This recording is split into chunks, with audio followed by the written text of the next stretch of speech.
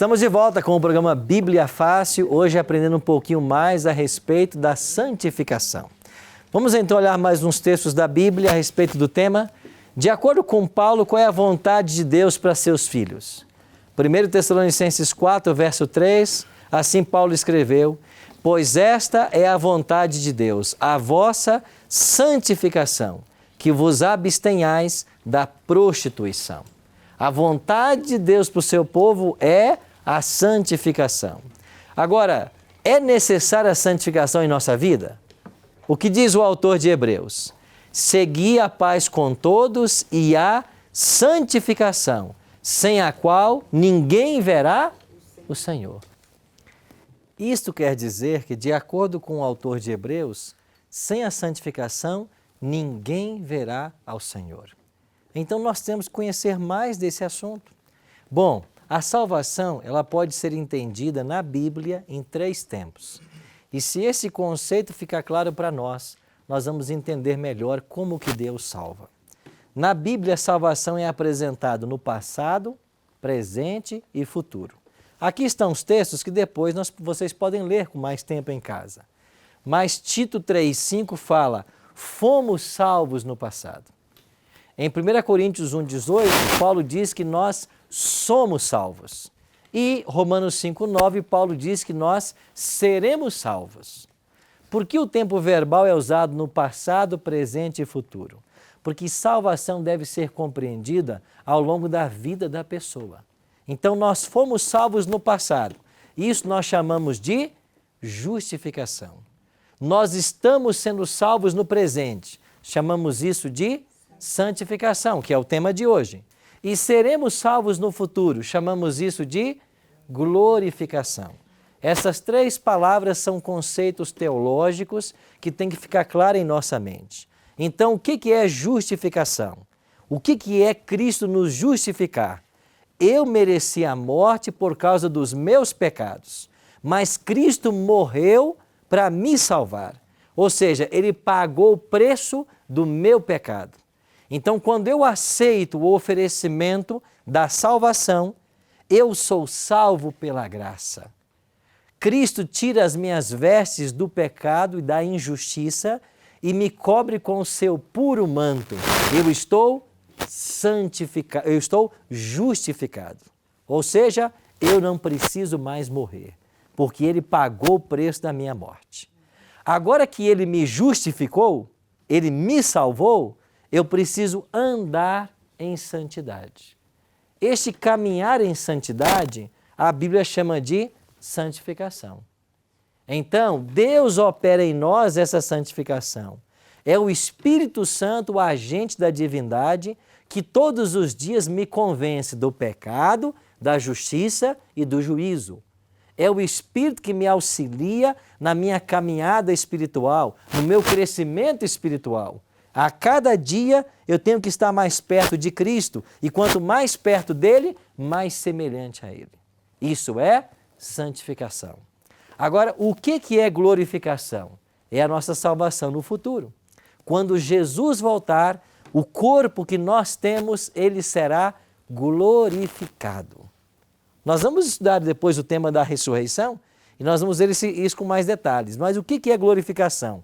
Quando Jesus voltar, Ele vai transformar o meu corpo, que é corruptível, num corpo incorruptível.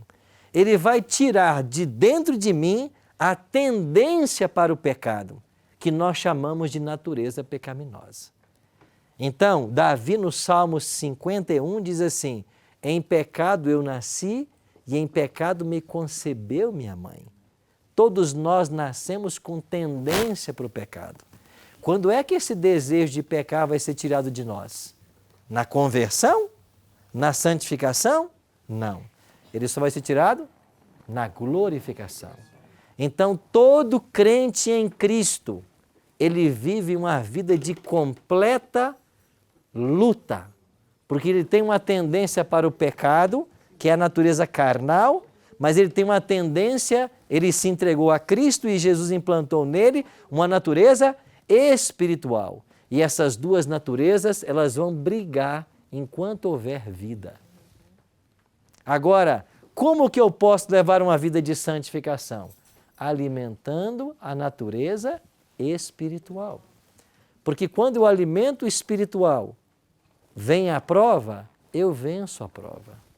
Agora, se o alimento a carnal, quando vem à prova, eu cedo ao pecado. Então, em outras palavras, na justificação, nós somos salvos da penalidade do pecado. Na santificação, nós somos salvos do poder do pecado. E na glorificação, nós seremos salvos da presença do pecado. Aí não mais haverá pecado. Se na justificação Jesus garantiu o meu título ao céu, na santificação Ele me torna idôneo para o céu. Ao ser justificado, eu tenho direito à salvação, mas ao ser santificado, eu estou sendo lapidado para o céu. O Espírito está me tornando idôneo para ir para o céu. E qual é a única coisa que nós vamos levar desse mundo para o céu? O nosso caráter. O nosso caráter. Porque esse corpo será transformado. As coisas materiais todas ficarão. Então nós só levaremos o nosso caráter. E a santificação é a obra do Espírito Santo no nosso caráter. É a transformação de vida, de disposição. Mário? Então, significa dizer que nós no presente temos que andar de arrependimento em arrependimento. Claro. É por isso que o apóstolo João escreveu assim: filhinhos meus, estas coisas vos escrevo para que não pequeis. Se todavia alguém pecar, temos um advogado junto ao Pai, Jesus Cristo, o justo. 1 João 2:1. E em 1 João 9 ele diz assim: se confessarmos os nossos pecados, Ele é fiel e justo para nos perdoar os pecados e nos purificar de toda injustiça. A nossa vida, Mário, vai ser uma vida de constantes altos e baixos. Sabe por quê? Porque nós não somos perfeitos. A despeito de aceitarmos a Cristo como nosso Salvador, nós ainda pecamos. É o que eu disse no início. Não confunda santidade com impecabilidade. A impecabilidade só vai ser atingida na volta de Jesus. Porque o pecado que habita em nós, ele será tirado de nós. Nós seremos livres na glorificação da presença do pecado. E quando formos glorificados, e a palavra significa a transformação do nosso corpo num corpo glorificado de glória, como era o corpo de Adão e Eva quando saíram das mãos de Deus. Eles não tinham tendência para o pecado. Então a salvação só pode ser compreendida à luz desses conceitos. Aí nós entendemos uma coisa fundamental, que o tema hoje é santificação. Todos nós aqui, se aceitamos a Cristo como Salvador, nós estamos numa caminhada de santificação. Agora, todos estamos caminhando na mesma velocidade? Não. Isso quer dizer que quando Jesus voltar a essa terra, haverá tantos graus de santificação quanto o número dos salvos. Porque cada um vai estar num estágio diferente. Agora, Deus tem problema com isso? Não. Porque eu volto aqui, pastor, aquilo que eu te falei. Deus não salva alguém ou condena por atos isolados. É a vida que a pessoa tem. Não é um pecado isolado que vai tirar a pessoa do céu. É o rumo que a pessoa estava tendo. Vou dar um outro exemplo. Nós podemos cobrar de alguém que aceitou a Cristo há um mês atrás a mesma maturidade espiritual de alguém que serve a Cristo há 40 anos? Claro que não. Nós não podemos cobrar a mesma maturidade. É por isso que quando Jesus voltar, vão ter pessoas em diversos estágios, níveis. E não importa, salvação não é como uma escada que só sou salvo se eu atingir o último degrau. Salvação é uma escada que eu sou salvo quando a minha vida está ascendente. Se a minha vida está numa escala ascendente, aí sim a salvação está sendo operada. Mário. Se permite, pastor, nós nesse estágio de santificação somos filhos, somos servos. O que é que somos exatamente? Os dois. Somos todos filhos de Deus, porque Ele é o nosso Pai, o nosso Criador. Agora, quando eu aceito a Cristo como meu Salvador, porque nós somos de Cristo duas vezes, por criação e por redenção. Então, por criação, eu sou filho, mas quando eu o aceito como meu Salvador, eu me torno servo. Então, quem é que é servo de Deus? Aquele que aceitou a Cristo como Salvador, que vai passar a servi-lo como Senhor da sua vida. Então, nós somos servos, porque servimos a Cristo, e nós somos filhos, porque fomos criados por Ele. Então, nós pertencemos a Cristo duas vezes, por criação e por redenção. Pastor, tenho dois exemplos. Um indivíduo que violenta a mulher, estuprou a filha. Outro que é milionário, apoia uma questão social de crianças de rua, e tem projetos assim de apoio a muita gente pobre, mas à tardinha ele pega na sua motopa e pega no seu whiskinho, fuma e bebe. Os dois morrem. Qual dos dois vai para o inferno? Um é pastor, estupra, violenta a mulher, estupra a filha. Um não é salvo, não é crente, mas apoia questões sociais, pobres, apoia, tira muita gente, muita criança de rua. Com seu dinheiro ele faz um trabalho social espetacular. Mas à tardinha ele pega do seu whiskinho, do seu cigarrete e está... Qual dos dois? Qual dos dois vai para o céu? Nós não sabemos, porque o juízo de uma pessoa só Deus sabe, porque nós só vemos a aparência, nós não sabemos, certo? Agora, dada a descrição que você fez, nenhum dos dois. Porque aquele que vive na prática do pecado, ele não vai se salvar. Então, todo pecado é ofensivo a Deus. Agora, há pecados que têm consequências maiores ou menores. Tem pecado que a pessoa pratica, como fumar e beber, que só ele se prejudica. Ou talvez a família, se ele deixar passar necessidade. Já o pecado que envolve outras pessoas, ele está se prejudicando e prejudicando a outros. Então, todo pecado é ofensivo, mas os pecados variam no grau do desastre, da tragédia que ele acomete as pessoas. Agora, na prática do pecado, ninguém será salvo. Então, quem é que vai ser salvo? É aquele que aceita a Cristo como Salvador e vive o que o Mário falou, essa vida de arrependimento. Então, ele até cai, mas ele se arrepende e Deus o levanta. 7 vezes cai o justo, mas 7 vezes o Senhor o levanta. A vereda do justo, Provérbios 4,18, é como a luz da aurora que vai brilhando mais e mais até esse dia perfeito. Então, se estamos numa escala ascendente, nós estamos no caminho certo. Ou seja, eu não posso ser o mesmo cristão de ontem. Eu tenho que estar mais perto de Cristo. Só que Jesus é o nosso modelo, mas é um modelo que todas as vezes que você se aproxima dele, ele se projeta para mais longe, porque ele sempre vai ser modelo. Pastor Tati? Obrigado. Pastor, gostaria de saber quando é que a desobediência tornou pecado? Adão e Eva desobedeceram ou pecaram contra Deus?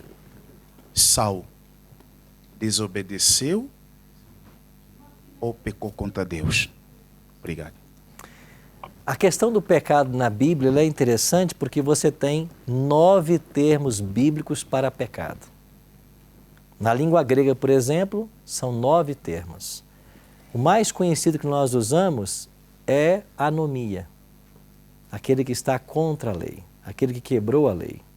Mas além de anomia, você tem vários outros termos que também se referem ao pecado. Por exemplo, pecado não é só quebrar o mandamento. Você não ter o conhecimento que você deveria ter na Bíblia, isso é pecado. Pecado também pode ser hamartia. É a ideia de você não ter o poder espiritual que você deveria ter. Pecado também é a ideia de que existe uma linha e você não pode passar dela. Quando você passa dela, você peca. Então são vários os termos para pecar. Agora, eu não vejo muita diferença entre desobediência e pecado. Então, quando alguém desobedece à orientação de Deus, isso é um erro. Então, isso pode ser pecado. Então, eu não vejo muita diferença entre você desobedecer a Deus e você pecar contra Deus. Pois não, pastor? A Bíblia diz que o Saulo desobedeceu, porque quando o profeta venha a lhe repreender, disse: tu desobedeceste a Deus. Então, o castigo, ou seja, não sei se posso dizer que é o castigo, mas Deus enviou mau espírito ao rei Saul. Por que esse mau espírito Deus enviou para o rei Saul? É porque na Bíblia nós temos muitos antropoformismos. O que é antropoformismo? É uma forma humana de tentar descrever uma ação divina. Vou dar um exemplo. Deus se arrependeu de haver criado o homem. Isso está no Gênesis. Deus se arrepende? Como que Deus se arrepende? Deus não erra. Só se arrepende quem erra. Só que a Bíblia está usando um antropoformismo. Está pegando um sentimento humano para você entender o que se passou no coração de Deus quando ele viu o homem pecando. Ele não sabia como ia pecar? Ele não é onisciente? Na realidade, então, Deus, ao ver que o homem se afasta dele, Deus se entristece. Aí a Bíblia vai e usa um antropoformismo dizendo que Deus se arrependeu. Mas finalmente Deus não se arrepende porque ele não erra, porque ele não falha. Então, existem vários termos que são antropoformismos. Foi Deus quem enviou o espírito mau sobre Saul? Deus está em posse de espíritos maus e envia em cima dos filhos? Não. O que significa isso? Porque Saul não se submeteu à influência do Espírito de Deus, automaticamente ele abriu a porta para o espírito do mal. Você quer ver um outro exemplo? Deus endureceu o coração de Faraó. Mas então foi Deus o culpado das pragas caírem no Egito? Não. É porque Faraó não queria ouvir a voz do mensageiro de Deus. E quando você não ouve a voz de Deus, você fica com o coração insensível. Então essas são expressões antropoformóficas. Então Deus não manda espírito mau sobre ninguém. Mas quando a pessoa não quer se submeter ao Espírito de Deus, ela mesma se coloca no terreno de Satanás. É por isso que Jesus falou assim, ninguém pode servir a dois senhores. Se você não é a favor de um, vai ser contra o outro. Pastor, sim.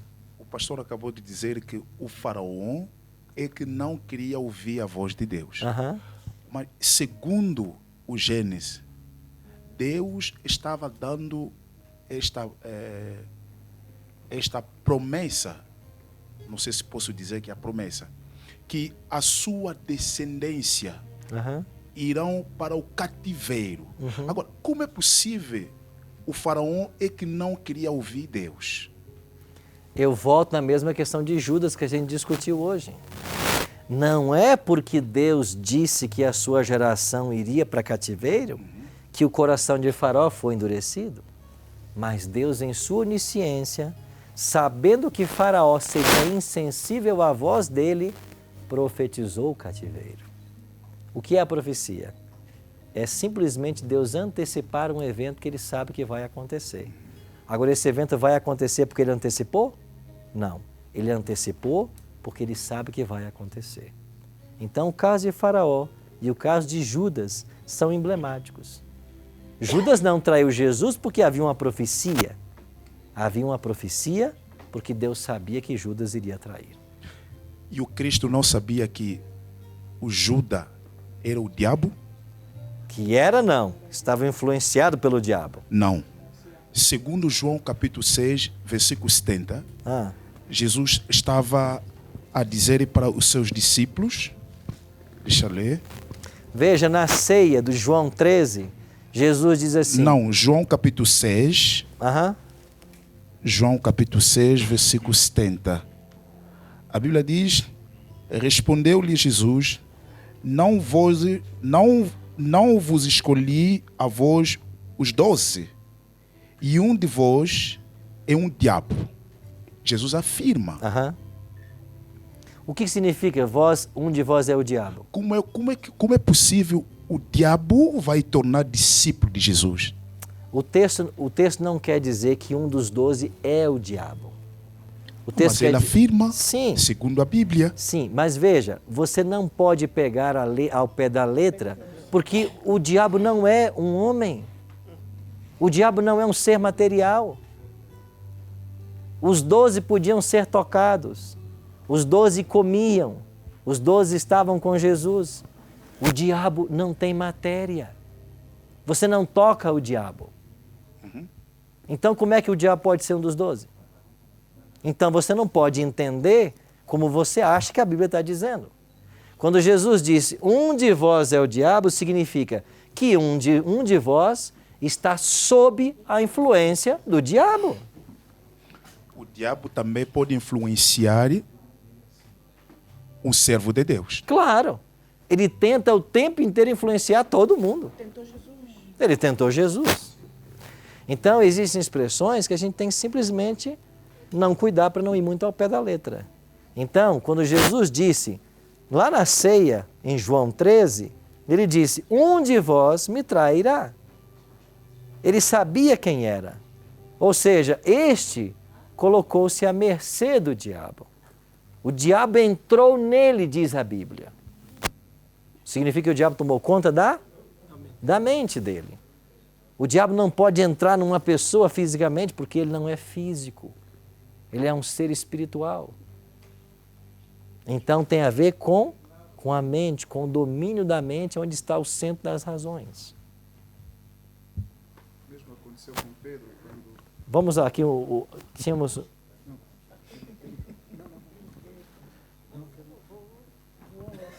Ok. Pois bem, estamos chegando ao fim do estudo de hoje. E para concluir, a salvação se dá em 3 tempos. E no processo da salvação está a santificação. Relembrando as palavras de Hebreus, sem a qual ninguém verá o Senhor. Então eu e você devemos buscar hoje essa santidade. Agora, para mim buscar ser santo, eu preciso ter o quê? Conhecimento da Bíblia. Porque se eu não conheço esse livro, como é que eu posso buscar santidade? Porque santidade tem a ver com estilo de vida. Santidade tem a ver com ética do reino de Deus. Santidade tem a ver com princípios, porque finalmente a fé se materializa na vida, nas ações, nas obras. É por isso que esse estudo é tão importante. E à medida que nós avançarmos, nós vamos passar por vários temas da Bíblia, com uma pergunta.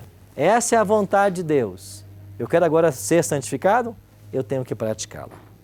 Essa é a vontade de Deus. Eu quero ser santo? Eu tenho que praticá-la. Porque a minha vida é pautada por esse livro. E você que está aí nos assistindo, talvez no Brasil, talvez aqui em Angola, a mensagem também é para você. Deus deseja que seus filhos sejam santos como o santo é nosso Pai. Vamos ter uma música agora. Eu queria, enquanto que esse quarteto cantasse, você fizesse uma oração a Deus e pedisse que o Espírito Santo ajudasse você nesse processo de santidade, de santificação.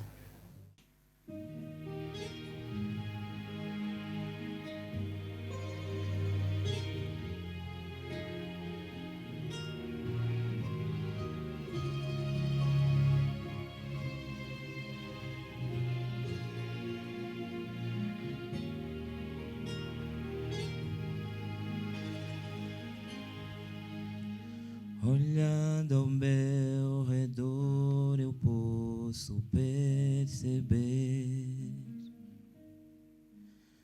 Pessoas vão tentando o vento segurar,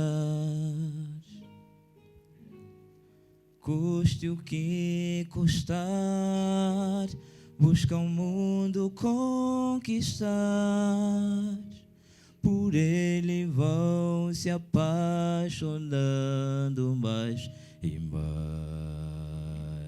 Muita coisa aqui julgada essencial, mas Deus ao homem pede apenas um caráter celestial, semelhante ao de Jesus, é de grande valor, é a riqueza melhor, mas não haverá um tempo melhor que talvez te exija esforço menor, que requererá um pouco menos que abnegação. Deus pede o melhor do teu vigor, a transformação do interior. Para viver no céu, Deus pede só um caráter melhor.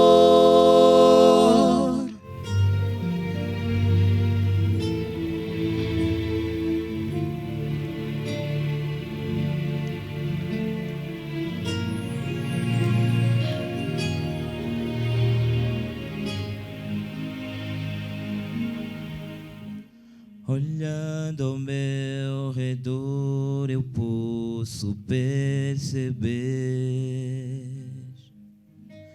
pessoas esperando o milagre acontecer. Não querem hoje lutar, suas vontades subjugar. Não querem o seu eu a Deus render. Sem o mais cabal esforço nosso não dará. O mestre recomenda tudo renunciar. Um caráter celestial, semelhante ao de Jesus, é de grande valor, é de grande valor, é a riqueza melhor, mas não haverá um tempo melhor que talvez te exija esforço menor, que requererá um pouco menos que abnegação. Deus pede o melhor do teu vigor, a transformação do interior. Para viver no céu, Deus pede só um caráter melhor, mas não haverá um tempo melhor que talvez te exija esforço menor, que requererá um pouco menos que abnegação.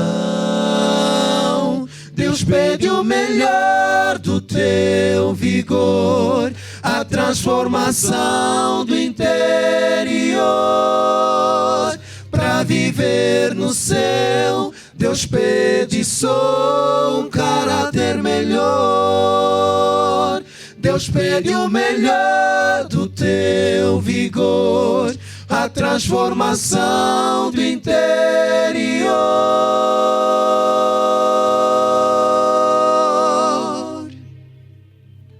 Existe uma obra que exige toda a força, que exige atenção e amas pura devoção. Mas ao redor tu ouves vozes tentando chamar tua atenção, mostrando conforto e honras para si. Mas o caráter celestial, semelhante ao de Jesus, é a riqueza melhor, é a urgência maior.